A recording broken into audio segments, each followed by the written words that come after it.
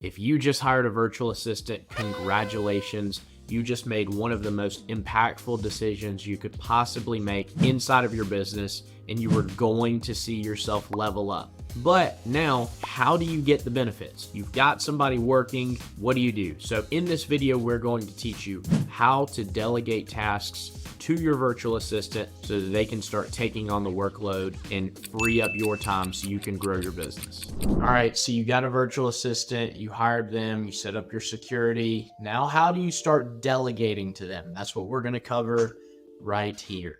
So how do you identify tasks that you can delegate to your virtual assistant? So really what you need to do is, I would recommend taking a sheet of paper, just keep it next to your desk, and you're gonna write out step by step everything that you do in a day. So anytime a task comes up, you are going to write down the name of that task, the time you start it, and the time you finish. And then at the end of the day, you'll add up how long each of those tasks take. Now, what you're going to do, you're going to try and group these things as much as you can. Take a couple different colored highlighters and group them together. And you're going to start seeing themes throughout your day. And what you're going to do is, based on these chunks, that's how you're going to start delegating. So there's going to be tasks that don't necessarily have to be done by you. So the first thing to do is look for $10 an hour tasks. If something is extremely repetitive and very easy to train, you need to clump those together first and get rid of that. That's going to increase the value of your time. Now you're working on higher leverage tasks that are going to move the business forward. Then you need to look at ways that you can have a virtual assistant add more money into your pockets. So you're going to remove the low value tasks. That allows your time to be worth more. And now you're going to have a virtual assistant work on the client life cycle. And so basically anywhere in the process that the VA could potentially help you increase sales, this makes them pay for themselves a lot faster.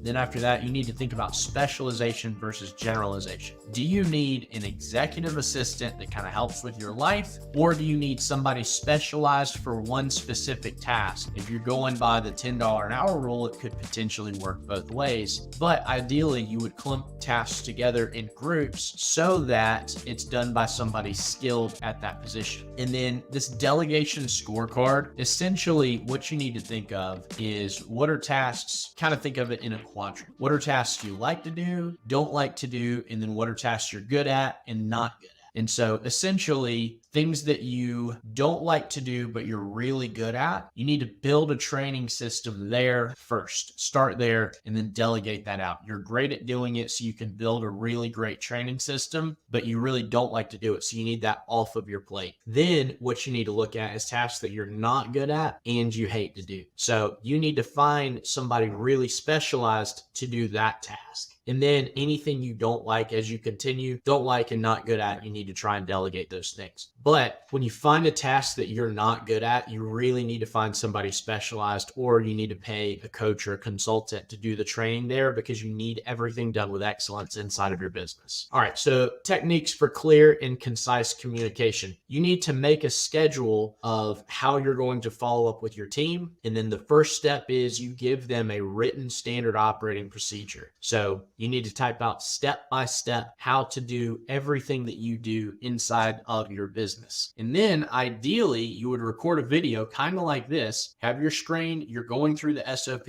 and then you are narrating how to do it and showing examples of how to do that task. And then as much as you can, have templates and checklists. Like if you have one task that comes up very often, make a checklist. So as they do it, they check off the items, just to make sure that every point is hit the same way every time. Use a shared project management tool. There's Asana, there's ClickUp, there's various different resources you can use to track all your projects in progress. But this gives you a really great finger on the pulse of your business, so you can track what things are being done. And then, like I said at the start of this slide, regularly check in. So as you start with the virtual assistant, I recommend making sure it's daily. Then you can transition every few days or weekly, but I wouldn't really get outside of that. You need to make sure that you're building rapport, because this is a team member. They're working together with you inside of your business. Again, kind of like I said, you're making a team. You need to be able to trust each other. And that's extremely important. So start small, start with small, very specific projects and expand from there.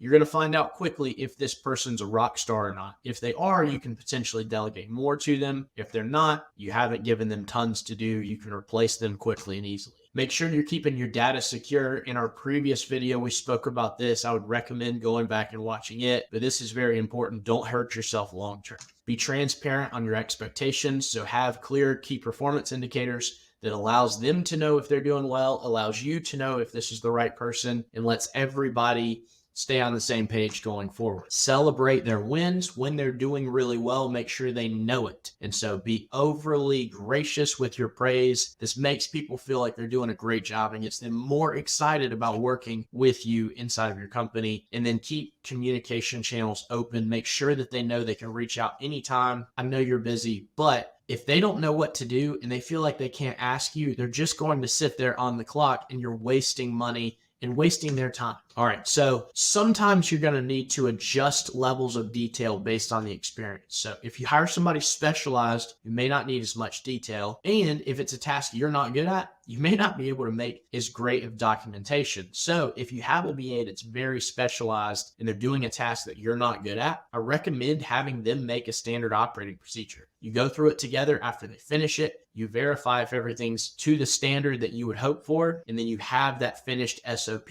long term in the event that person doesn't work out, or if you need to hire them support in the future. All right, so do assessments with your virtual assistants. If they're doing a task you're not comfortable with, make sure that they're very proficient at it. Then after that, have tiered delegations. So somebody may be really good at entry-level things, not great at upper level, or if they're really great at upper level, you don't want to waste their time on the lower level tasks. So try to think in that mindset, and then have a mentorship mindset. Make sure that you are constantly trying to coach them to be the best version that they can be. So as you continue to grow inside of your company and delegate more and more, the goal is for you to be the CEO and just managing the people that manage systems. Embrace feedback loops, consistently be asking them, hey, how can I be a better leader for you? How do I make sure that you're more successful? Where do you hope to get and how do I help get you there? And then make sure adaptability is the key inside of your business. We have a core value that no matter what, we find a way to get things done. And I think that's the way business has to be done. So that's the basics of it. If you have any questions, reach out to my team. We would love the chance to be able to help you. You can go to agency8.com with or without the dash. Send us an email, give us a phone call. We are happy to answer any questions and help you take your business to the next level. Thanks again. Thank you so much for being a part of this video series all about starting out with virtual assistants. If you have any questions, feel free to reach out to our team. We'd love to be able to help you. Subscribe and follow along for the following videos because we have more series on the way to help you in your virtual assistant journey.